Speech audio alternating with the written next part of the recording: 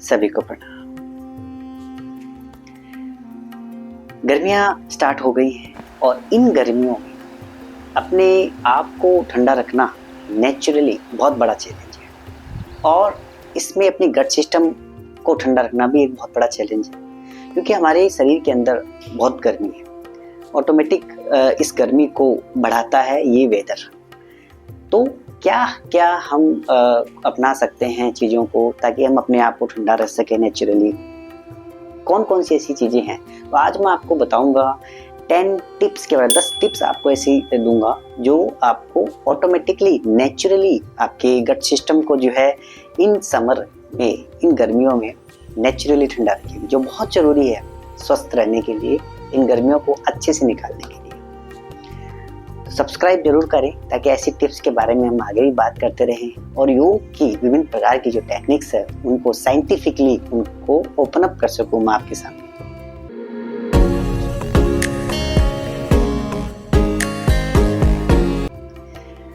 तो सबसे पहली टिप है सौंफ ओवरनाइट आपको सोक करना है। कम से कम 20 से 30 ग्राम सौंफ आपको लेनी है। ओवरनाइट आप उसको सोक कर दीजिए, पानी में भिगो देना है।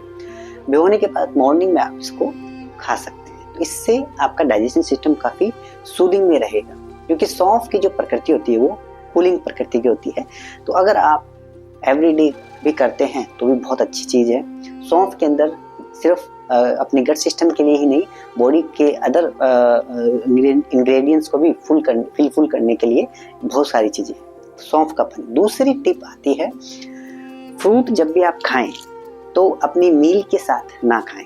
फ्रूट को अलग करके खाना है, मील अलग करके खाना है, मिक्स नहीं करना है दोनों को। मोस्टली हम फ्रूट खाते हैं मॉर्निंग में, तो सबसे पहले आप फ्रूट खा लें।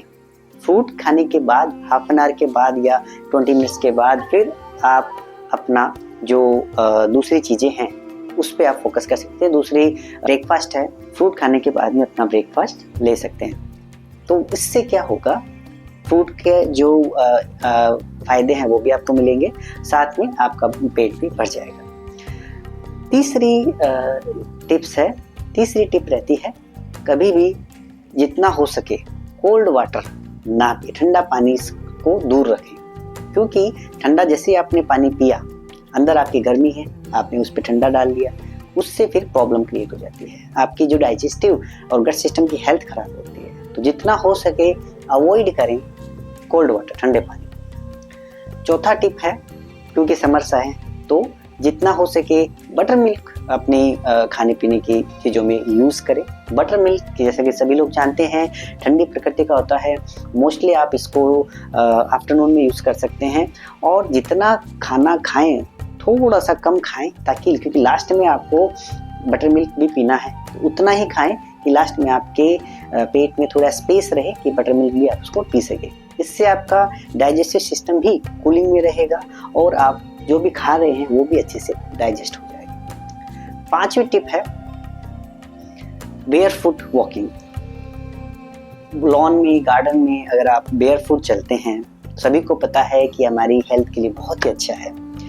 ठंडे ग्रास में अगर आप बेयरफुट चलेंगे तो इससे आपको भी एक रिफ्रेशमेंट फील होगा। आपके गट सिस्टम के लिए बहुत अच्छा है, आपकी आंखों की रोशनी इससे बहुत अच्छी होती है।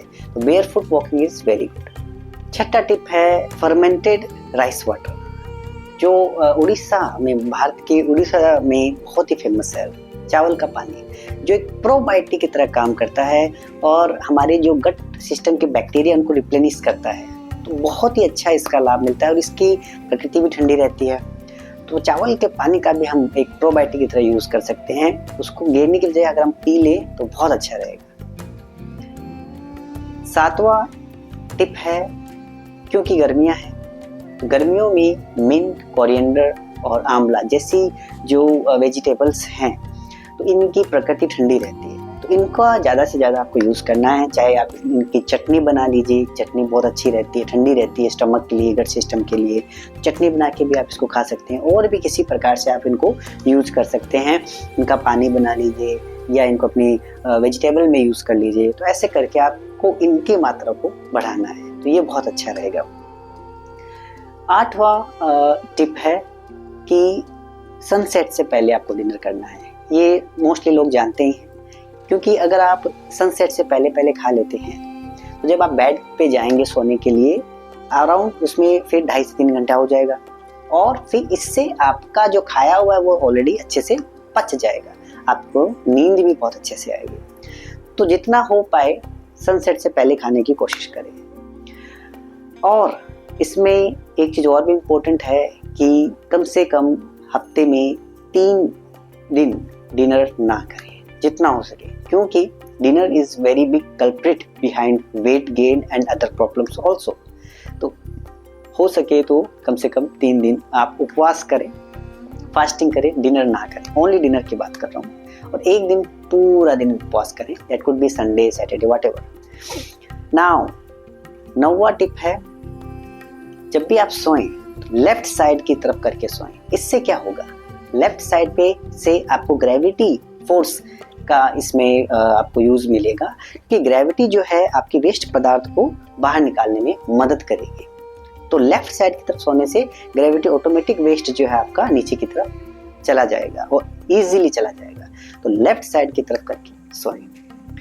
तो ये थी कुछ टिप्स जो अगर आप फॉलो करेंगे तो डेफिनेटली आपके डाइजेशन सिस्टम के लिए भी बहुत, डाइजेशन सिस्टम को भी, उसकी हेल्थ को इम्प्रूव करेंगे, उसको कूल रखेंगे इन गर्मियों में।